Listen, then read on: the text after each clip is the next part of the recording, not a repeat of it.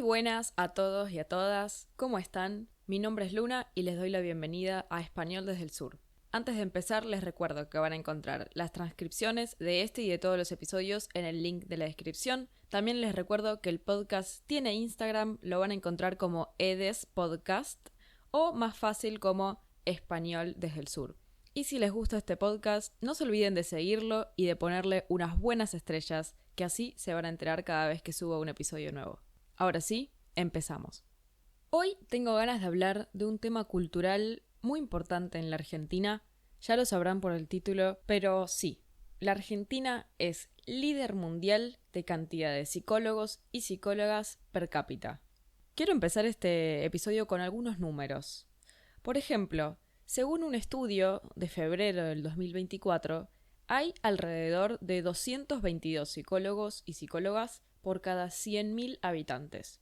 Esto tal vez, este número así aislado no parece mucho, pero, por ejemplo, los únicos países que superan los 100 psicólogos y psicólogas por cada 100.000 habitantes son Costa Rica, Holanda, Finlandia y Australia.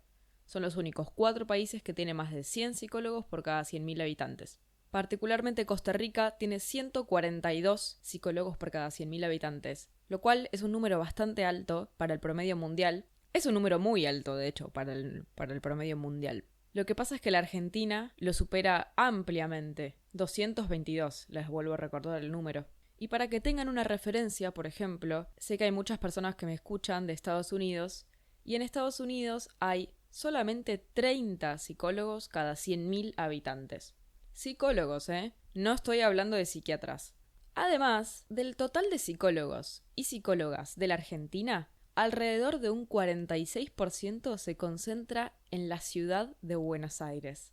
O sea, que si en promedio en la Argentina hay 222 psicólogos por cada 100.000 habitantes, a nivel nacional tenemos ese número, en la ciudad de Buenos Aires esa cifra aumenta a 820 psicólogos por cada 100.000 habitantes. Es muchísimo. Es por lejos la ciudad más analizada del mundo. Pero incluso con todas estas cifras que les acabo de dar, creo que lo más impresionante de todo es saber que por más psicólogos y psicólogas que haya, apenas dan abasto con el nivel de demanda que tienen las sesiones de terapia en la ciudad. Y esto explica un poco también por qué cada año hay tantos inscriptos en la carrera de psicología. De hecho, fue la segunda carrera con más inscriptos del año de 2022 en la Universidad de Buenos Aires, después de medicina. Ahora, creo que lo más interesante es ¿por qué? ¿Cómo se explica este fenómeno? ¿Y cómo se ve reflejado esto en nuestro día a día, en la cultura argentina? Así que ahora nos vamos a meter un poco en la parte que para mí es más interesante. Y quiero aclarar desde el principio que este episodio va a tener una perspectiva bastante porteña. O sea, una perspectiva de alguien que nació, se crió y vivió prácticamente toda su vida en la ciudad de Buenos Aires. Todo lo que voy a decir es más válido para la ciudad de Buenos Aires que para la Argentina en su totalidad. Pero de todas maneras creo que es un fenómeno que se ve en general en la Argentina. Solamente quería hacer esa pequeña aclaración antes de empezar. Yo creo que algo que sí nos une a nivel nacional en este tema es la falta de un estigma alrededor de la idea de analizarse, de hacer terapia. Por supuesto que en algunas partes de la Argentina sigue habiendo ese estigma, se sigue manteniendo, sobre todo tal vez en algunas generaciones. Incluso diría que en los discursos más machistas se mantiene esta idea de que no, bueno, yo no hablo de mis problemas, yo no necesito ayuda, pero es lo menos. La verdad es que, al menos desde mi experiencia, es más raro encontrar a una persona que nunca haya hecho terapia a encontrar a una persona que esté haciendo terapia en este momento. Digo, la mayoría de las personas, al menos en Buenos Aires, tuvieron algún tipo de experiencia con la psicología. Digo, tal vez hicieron terapia en el pasado, un tiempo, tal vez están haciendo ahora, tal vez nunca hicieron, pero están pensando o pensaron varias veces en empezar. Yo creo que eso, a diferencia de otros países en los que, no sé, la gente que va al psicólogo o a la psicóloga es vista como una persona que está loca, entre comillas, en la Argentina ir a terapia se relaciona más con una buena salud mental, sobre todo en los últimos años. La verdad es que, digo, si miramos unas generaciones atrás, bueno, sí estaba muy estigmatizado ir a terapia, pero hoy en día la verdad es que no, y creo que sobre todo se puede ver reflejado en las conversaciones cotidianas, donde hablar de la terapia, de cómo te está yendo, de qué temas estás trabajando, hablar de ese tipo de cosas con tus amigos, con tu familia, es totalmente normal. Incluso cuánto te está cobrando el psicólogo. Digo, ese tipo de cosas se hablan también. No solo se habla, sino que la gente en general sabe que la terapia forma parte de tu vida. No sé, es muy común organizar juntadas con tus amigos o reuniones de trabajo y acomodarlas en función de tus horarios de terapia. ¿No? Como, no sé, tu jefe, tu jefa te dice, ¿podés el lunes a las 3? Ay, no, es que a las 3:30 tengo sesión. Bueno, no hay problema, lo cambiamos. Es un compromiso como cualquier otro. Y esto, lo más loco de todo esto es que yo nunca me había dado cuenta de lo inusual que es esta situación en la que vivimos los argentinos y los porteños sobre todo. Y que ahora que estoy en Japón me doy cuenta de que cuando digo, no sé, no, el jueves no puedo porque tengo psicóloga, algunas personas me miran entre sorprendidas e incómodas, tal vez piensan que, no sé, que les estoy compartiendo algo muy íntimo y que... O no sé, no sé qué piensan. Pero lo cierto es que hay un silencio después de que digo la palabra psicóloga. Hay un silencio y yo no quiero incomodar a las otras personas, pero la verdad es que para mí forma parte de una realidad tan cotidiana como decir, no, el jueves no puedo porque tengo trabajo. Para mí es exactamente lo mismo. Me da lo mismo decir trabajo o psicóloga. De hecho, y me voy a desviar un poco para que se entienda de nuevo lo naturalizado que está esto en nuestra sociedad, los fanáticos del fútbol probablemente conocen al Dibu Martínez, es el arquero de la selección argentina. Fue elegido el mejor arquero del mundial, del último mundial de hecho, el mundial que ganamos. Bueno, el Dibu es un ídolo, básicamente, sobre todo para los chicos y las chicas. Y no solamente es conocido por su manera de atajar, sino también por su personalidad y su manera de hablar del psicólogo, ¿no? Como él en sus entrevistas suele decir que va al psicólogo y que trabajó esta derrota en el psicólogo y que trabajó este tema en terapia. Miren, les voy a dejar un fragmento de entrevista para que lo escuchen por ustedes mismos. Les voy a dar un poco de contexto. El último mundial, si bien lo ganamos, la verdad es que empezamos mal. O sea, el primer partido lo perdimos, si no me equivoco, 2-1 contra Arabia Saudita.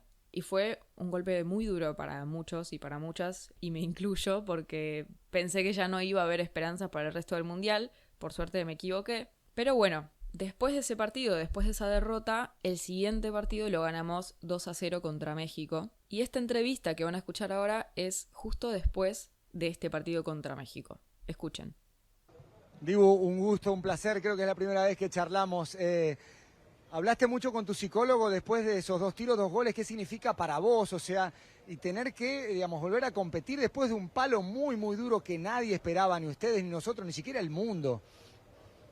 Hola, crack, buenas noches. No, para mí fue muy difícil, la verdad. No sé, venir con un invicto de casi 20 partidos y mi primer mundial con toda mi familia acá, recibir 2 macetazos en 2 tiros al arco, con suerte o sin suerte o con buena definición, como quieras llamarlo. Para mí igual fueron 2 tiros y 2 goles.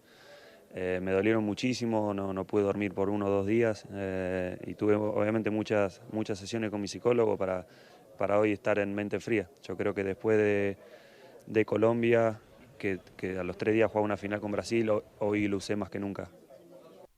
Me encantaría saber qué impresiones les deja este fragmento de entrevista, si ya lo habían escuchado antes, si ya lo habían escuchado hablar antes al Dibu. Y si en sus países también se habla tan abiertamente sobre ir al psicólogo, porque como él, muchos otros famosos y famosas han hablado varias veces sobre, bueno, la necesidad de ir consistentemente a sus sesiones de terapia, ¿no? Y es que yo creo que en la Argentina, por alguna razón que desconozco, de nuevo, no sé por qué esto se dio como se dio, pero se ganó una batalla cultural que le dio un espacio a la salud emocional, un espacio muy importante, y nos hizo también más conscientes sobre el impacto que tiene esto sobre nuestros cuerpos, ¿no?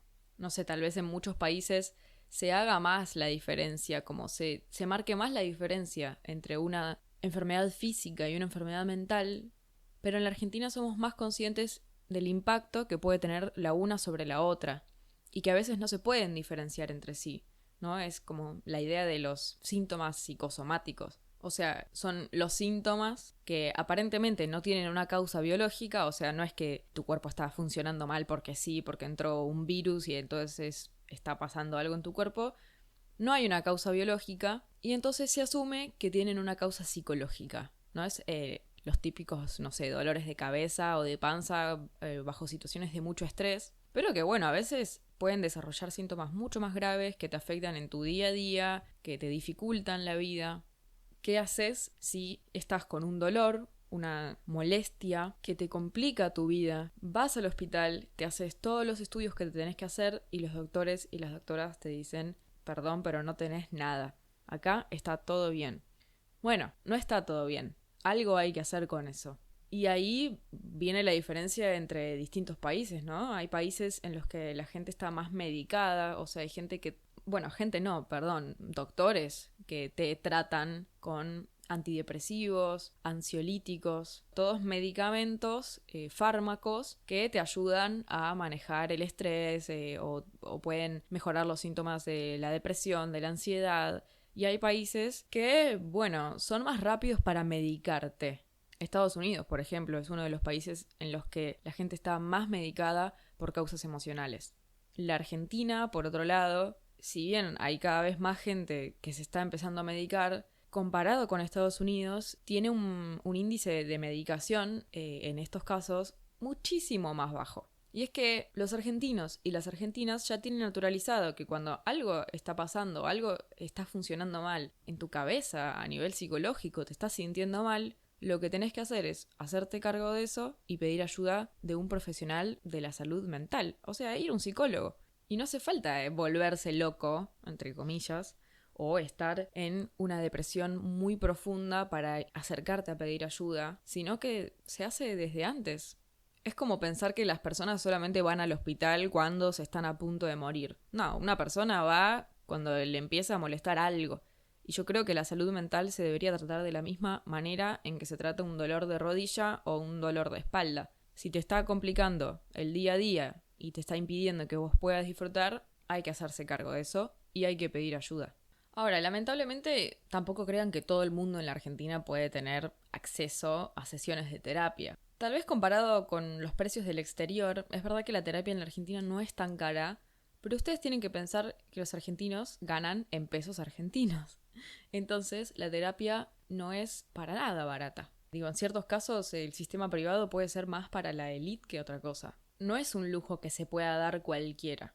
Y es que además el mejor servicio es el privado y lamentablemente no es especialmente accesible, no lo puede pagar todo el mundo. Sí existe un sistema público de salud mental con la que técnicamente podrías atenderte, pero técnicamente, porque la verdad es que la burocracia es muy densa, tenés que llenar muchos papeles, llevarlos de acá para allá y después de todo ese quilombo, la verdad es que igual la calidad del servicio es bastante malo, deja bastante que desear, así que no es muy recomendable atenderse de manera pública. Y sí hay instituciones privadas que tienen honorarios, o sea, precios, relativamente accesibles, pero lamentablemente no es fácil conseguir turnos en esos casos porque hay muchísima demanda en sesiones de terapia. Así que no, si bien es el país con más psicólogos del mundo, no cualquiera puede acceder a sesiones de terapia, algo que sinceramente a mí me parece un servicio esencial.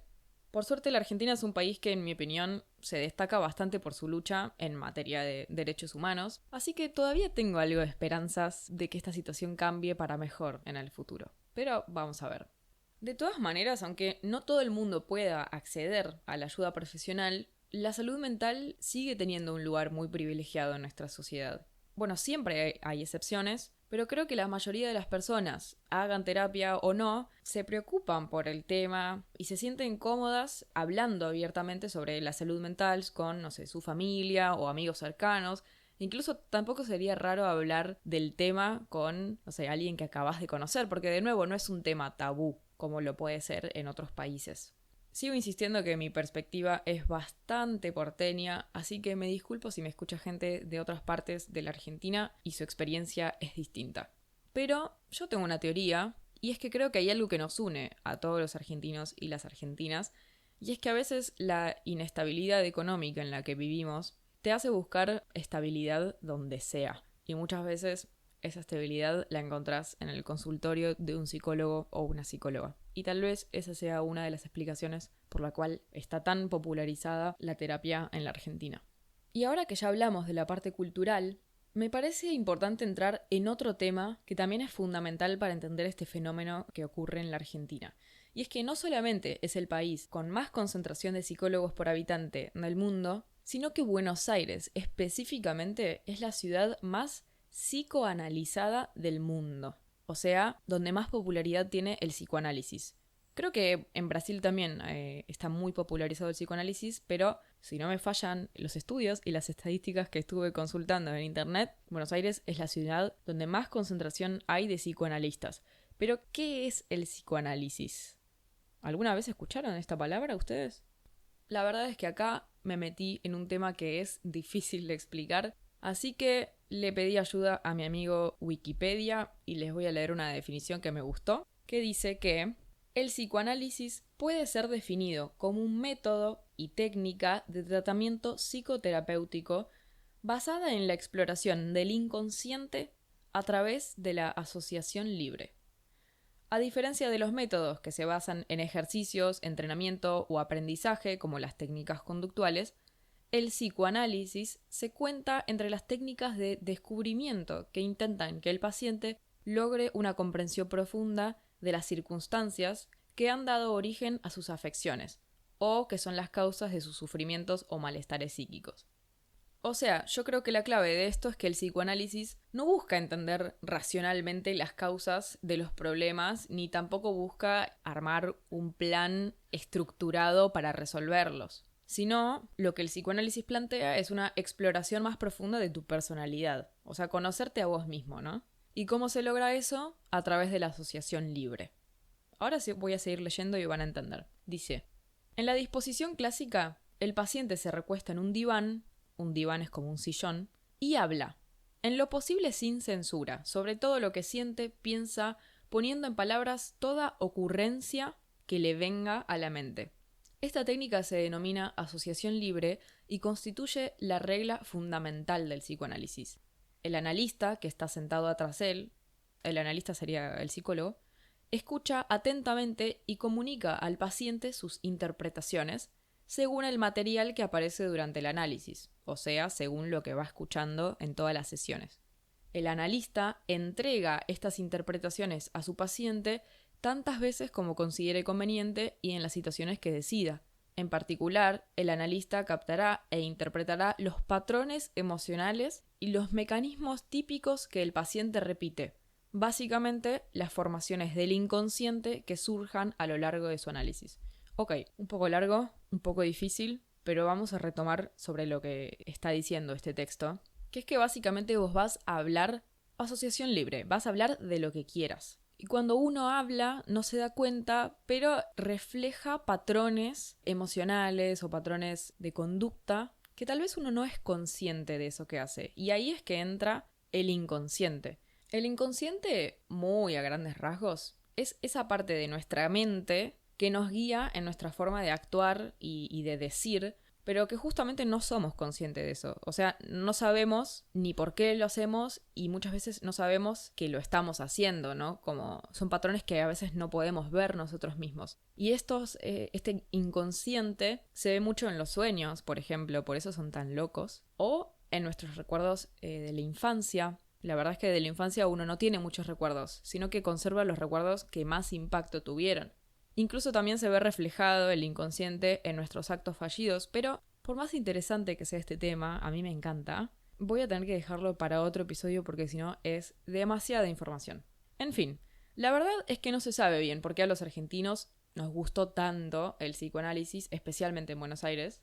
Yo encontré en internet un fragmento muy interesante del psicoanalista Gabriel Rolón que dice que la lentitud del psicoanálisis, en particular, puede no ser atractiva para otras culturas. Ningún analista puede garantizar un resultado en 6 meses y la terapia dura mientras el paciente y el analista se sientan bien con eso.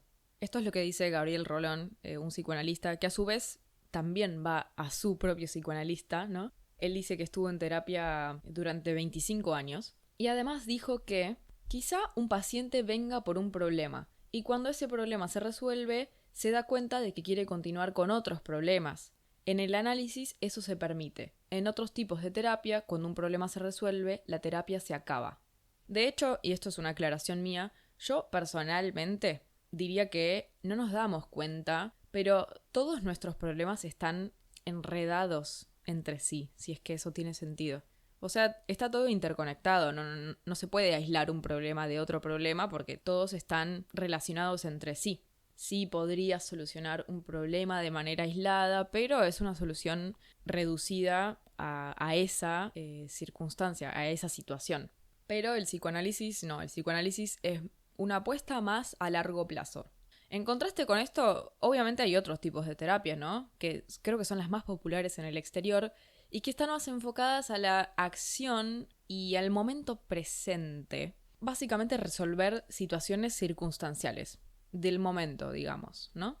Son las llamadas terapias conductuales, que básicamente lo que hacen es buscan armar un plan de acción ante problemas muy puntuales. Por ejemplo, no sé, una fobia o una situación social que te causa mucha ansiedad, ¿no? Entonces lo que se hace es pensar cuál es la causa de ese problema, o no sé, cuál es la causa de la fobia, por ejemplo, diseñar un plan para solucionar ese problema y hacerlo. Esto es lo que yo entiendo, la verdad es que nunca experimenté una terapia del tipo conductual. Y todo esto suena buenísimo, digo, a mí también me gustaría ir a terapia y que me digan lo que tengo que hacer. Pero la verdad es que lamentablemente las personas no somos tan sencillas, entonces muchas veces hay cosas que no se pueden explicar. Las fobias, por ejemplo, son miedos irracionales. O sea, es imposible pensar cuál es la causa porque no hay una razón puntual. Tal vez es un miedo que se originó cuando eras chiquito y que ahora cuando sos grande esa causa ya desapareció, pero todavía lo que queda es la sensación, ese sentimiento que no tiene una causa racional. Y lo mismo puede pasar con las ansiedades sociales. Son todas cosas que cuando uno más trata de racionalizarlas y de tenerlas bajo control, más se nos escapan. Pero, como yo solamente puedo hablar desde mi experiencia propia y nada más, decidí pedirle a una profesional que me ayude explicando por qué el psicoanálisis fue una práctica tan revolucionaria frente a estas terapias conductuales y por qué es tan efectiva también, por otro lado. Si escucharon el episodio anterior sobre viajes y turismo en la Argentina, ya conocerán a mi mamá, a quien llamé como invitada. Y si no lo escucharon, entonces la van a conocer hoy, porque ella es psicoanalista y les va a poder explicar esto mucho mejor que yo. Los dejo con su audio. Yo creo que el psicoanálisis, para mí, una de las mayores cosas que enseña, digamos, es que no todo puede ser manejado desde el imperio del yo, digamos, desde la conciencia. Es decir, una de las cosas que el psicoanálisis, que Freud hizo, es efectivamente descentrar al yo como todopoderoso, digamos, cuestionarlo, pero cuestionarlo desde la clínica, desde algo que uno confirma en la clínica, que con el yo y con la conciencia y con la voluntad, con todos los procesos conscientes no alcanzan. ¿Está bien? Digo, esto es fundamental porque hoy por hoy todo eso parece absolutamente olvidado y entonces todo va por la vía las problemáticas todas se resuelven o se intentan resolver por la vía efectivamente del engrandecimiento yoico, del fortalecimiento yoico. ¿En qué sentido? Por ejemplo, se cree que porque una persona, por ejemplo, es obesa, porque no le pone fuerza de voluntad y no deja de comer, que sería tan simple como proponérselo y lograrlo, por ejemplo, ¿no? Bueno, vos querés dejar de comer, vos querés adelgazar, tenés que dejar de comer, proponételo con fuerza de voluntad y lo lográs. Y así todo, ¿no? Esta cosa de lo que querés lo podés conseguir a través de recursos yoicos. Y si hay algo que la clínica enseña es que eso no es así, que eso no es tan fácil, que hay algo que está mucho más allá del yo y que nos comanda a cada uno lo suyo. Y digo nos comanda porque hay un punto ahí en el que uno sabe determinadas cosas, las tiene como súper racionalizadas, las entiende, sabe lo que no tiene que hacer y sin embargo vuelve a pisar el palito, repite, vuelve a incurrir en lo mismo, se daña de la misma manera, no puede evitar comer, no puede evitar tomar alcohol, no puede evitar fumar, en fin, todas las cuestiones de lo que llamamos más del orden pulsional y que no se manejan, no se dominan a partir de una cuestión yoica, ¿sí? De un tratamiento de lo yoico, del entender hay un resto ahí que más allá de todo entendimiento persiste y es cierto impulso pulsional que me lleva a pesar mío, a pesar de que yo ya no quiero eso, de que lo entiendo, de que no es por ahí, sin embargo, incluso nos hacen sentir extraños con nuestros propios síntomas, ¿no? En esa extrañeza que uno dice, pero si no quiero esto, ¿por qué lo hago? Y no lo puedo evitar, como si una fuerza interna me comandara a veces a hacer determinadas, a hacer, a decir, a lo que fuere, ¿no? Determinadas cosas, a pesar de que no quiero. Para mí esta idea es súper revolucionaria, lo fue en la época de Freud, pero siempre lo va a ser y yo creo que cada vez lo va a ser más. El problema es que se está perdiendo esto detrás de la idea de que efectivamente puede haber soluciones más rápidas, más fáciles, entonces empiezan a aparecer todas estas otras corrientes terapéuticas o que intentan tratar el malestar de cada uno por la vía de la voluntad, de las afirmaciones, de lo positivo, de los pensamientos, ¿no? Y bueno, y lo cierto es que en general fracasa, la verdad es que en general fracasa. Entonces, por ejemplo, el psicoanálisis, vos fíjate que no le hace un enorme lugar al sentido, sí a la palabra, no tanto al sentido. Por eso las sesiones no son enormemente largas, porque se trata de puntuar algo y dejar el sentido en todo caso en suspenso, no permitir que rápidamente la persona arme un nuevo sentido alrededor de ese malestar, porque eso es infinito y no toca el malestar, en definitiva. Se va a llenar de teorías que no le van a permitir, bueno, ir mordiendo un poco lo que le pasa, ir desgastando lo que le pasa. Por la vía del sentido, uno puede llenarse de teorías como se puede llenar de comida, van en paralelo, no hay ningún problema con eso. Entonces, más bien el psicoanálisis el tratamiento es por la palabra, no por el sentido. O sea, que la palabra, en todo caso, toque algo que me deje en suspenso, que no lo termine de entender bien, que tal vez esa palabra me angustió un poco y no sé ni por qué, tocó algo, o al contrario, o me dio vitalidad, me entusiasmó, salí más liviano, algo sucedió ahí, aunque no pueda terminar de decir bien qué, pero me voy orientando a partir de eso y algunos saberes se construyen también, pero no es tanto por la vía del sentido y del pensamiento que trabaja el psicoanálisis, es otro uso de la palabra. Bueno, espero que con estos audios haya quedado un poco más claro. La verdad es que para mí es imposible abarcar este tema en un solo episodio. Siempre elijo tocar temas muy complejos porque son los que me gustan y me emocionan y además siento que forman parte de la cultura argentina, pero son temas que también son imposibles de explicar y de resumir en un solo episodio, así que me van a quedar un montón de cosas muy interesantes e importantes por otro lado también, me van a quedar por fuera. Pero quiero hacer una última reflexión también sobre esto, para un poco contrastar entre el peso que tiene el psicoanálisis y la psicología en la Argentina con otros tipos de terapias más conductuales, más orientadas al presente y nada más. Y es que algo que yo veo mucho últimamente en reels de Instagram y de TikTok es que, bueno, si ustedes pasan mucho tiempo en estas redes sociales, se habrán dado cuenta de que últimamente se popularizaron mucho algunos términos que vienen de la psicología originalmente, o tal vez que se crearon nuevos, la verdad no sé cuál es su origen, pero son términos de la psicología para describir a las personas, que se usan mucho en internet. Por ejemplo, no sé, esto de los lenguajes del amor, o que una relación sea tóxica, o ghostear, gaslighting, love bombing, green flag, red flag. Bueno, en fin. La mayoría están en inglés. Creo que son términos muy de internet. Digo, si me están escuchando personas que tal vez no usan tanto las redes sociales, puede que les sean muy ajenos estos términos. Pero para muchas personas son palabras que ya incorporamos en nuestro vocabulario y en nuestro día a día para describir ciertas situaciones y ciertas personas. Son términos que siento que son bastante prácticos, bastante útiles porque ayudan a visibilizar ciertas situaciones que no están buenas, a ponerle un nombre y a ser más conscientes sobre qué cosas deberíamos permitir, o qué cosas no, sobre cómo llevar vínculos más sanos en nuestras vidas. Pero, sin embargo, lo que también veo que está pasando es que de a poco se está yendo a un extremo. O sea, todos estos términos están buenos siempre y cuando no se sobresimplifique la situación, ¿no? Muchas veces, sin conocer el contexto de una persona o su situación de vida, ya podemos decir que es tóxica. Por ejemplo, si no te regala lo que vos querés, no por el dinero, sino porque vos dijiste, ay, a mí me gusta esto. Y si esa persona no te regala eso que vos le dijiste que te gustaba, entonces eso significa que no te está escuchando y que no te quiere.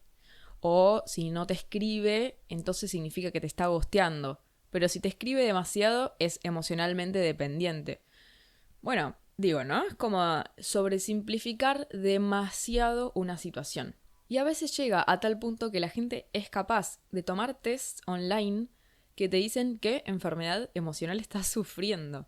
Como si ser bipolar o sufrir de depresión o tener ansiedad fueran tan fáciles de detectar como completar una checklist. Ese es para mí el peligro del autodiagnóstico y de la sobresimplificación de las cosas, de nuevo, ¿no? Y por eso muchas veces estas terapias que apuntan a soluciones fáciles y rápidas, bueno, terminan no dando ninguna solución a largo plazo, porque en el fondo no tuviste la oportunidad ni el lugar para reflexionar sobre eso y uno siempre cae en los mismos lugares sin darse cuenta, sin quererlo. Justamente el psicoanálisis fue tan revolucionario en su momento porque se aleja mucho de este fenómeno que ahora se ve mucho en las redes también, ¿no? O sea, la terapia en la Argentina no se lo ve como una manera de arreglarte, entre comillas, ¿no? Como si eso fuera posible, sino que se lo ve más bien como otro aspecto más de la salud, algo que es necesario para disfrutar más de la vida y que es una apuesta a largo plazo, tanto como lo es la nutrición, o sea, comer bien, llevar una buena dieta y hacer ejercicio regularmente. De la misma manera hay que cultivarlo, bueno, consistentemente, pero también con el tiempo, no se pueden esperar resultados inmediatos. Creo que muchas veces se ve la terapia como una manera de reparar algo que está mal, ¿no? O roto. Ya reparar tiene ese significado. Hay algo que está mal y lo tengo que arreglar. Y sin embargo creo que la terapia también es un espacio donde compartir los momentos positivos de, no sé, de tu semana. Porque la felicidad también forma parte de lo que somos. O sea, tu personalidad no está definida solamente por tus traumas, sino también por tus momentos felices y por qué te hacen feliz. Y entendiendo todas esas cosas, uno logra conocerse más a uno mismo, logra identificar qué cosas lo hacen feliz y qué cosas no, más que pensar que tenemos que ir a terapia porque hay algo malo en nosotros. Pero bueno, con esto voy a ir cerrando. La verdad es que, de nuevo, me podría haber extendido muchísimo más. Es un tema que es súper lindo para mí, da mucho para debatir y para hablar. Probablemente hay muchas otras cosas que como argentina no me doy cuenta de que son normales en la Argentina y en otros países no. Me encantaría saber qué piensan ustedes de este tema, si les sorprendió algo de lo que escucharon, si más o menos conocían. ¿Alguna vez hicieron terapia o les gustaría empezar terapia? Los y las leo en los comentarios. También saben que por cualquier pregunta o sugerencia me pueden escribir al Instagram o también a mi mail que está en la descripción. Espero que les haya gustado mucho este episodio, que los haya hecho reflexionar un poco o al menos conocer una partecita más de la cultura argentina. Muchas gracias por escucharme hasta el final como siempre y les deseo que tengan un excelente fin de semana. Chau, chau.